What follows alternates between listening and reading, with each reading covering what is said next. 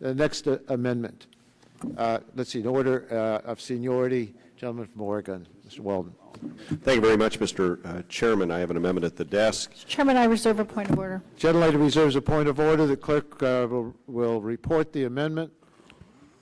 Without objection, it will be considered as read, and the gentleman is recognized for his 2 minutes. Thank you very much, Mr. Chairman. A recent joint U.S. Forest Service Department of Energy report projects there are over 1.3 billion dry tons of biomass potential. According to the report, this is enough to produce biofuels sufficient to displace 30% or more of the U.S.'s current petroleum consumption. About 1/4 of that total, or roughly 400 million dry tons of biomass, could be produced in a sustainable manner from all forests and rangelands.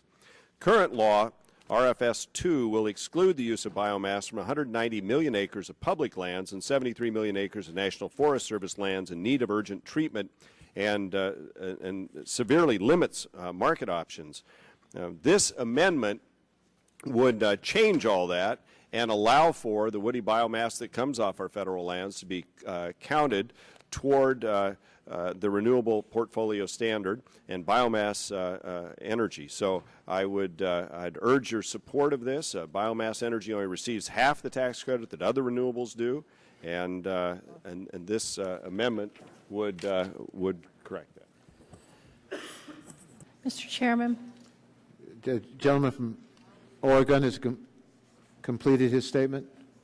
Yes, okay. I would yield back. Gentlelady from Colorado seeks recognition for what purpose? Chairman, I'll insist on my point of order. Gentlelady will insist on her point of order. The Weldon Amendment is not germane because it amends the Clean Air Act, which is not before the committee today.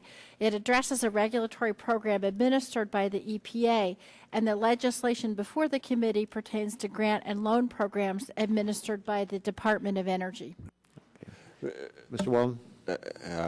Thank you, Mr. Chairman. If you'll go to the last page of the amendment, you'll find it also impacts the Energy Independence and Security of Act 2007, which I believe does give it germaneness to the measure that we're dealing with today, because it goes back to the 07 Act. Mr. Chairman, on the point yes, of order, Mr. Barton. I'd also point out we just adopted a Baldwin amendment that deals with greenhouse gas emission life cycle standards being promulgated by the Environmental Protection Agency. Okay. And the Walden Amendment, while it does amend the Clean Air Act, it also is within the jurisdiction of the Department of Energy because of the reasons Mr. Waldron just said. So I hope you would not oppose the point of order. Chair is prepared to rule. While portions of the amendment may be germane, there are parts that are not germane, which would make the complete amendment not germane. This has been checked with the parliamentarian who has affirmed that position, parliamentary position. So the chair rules the amendment out of order.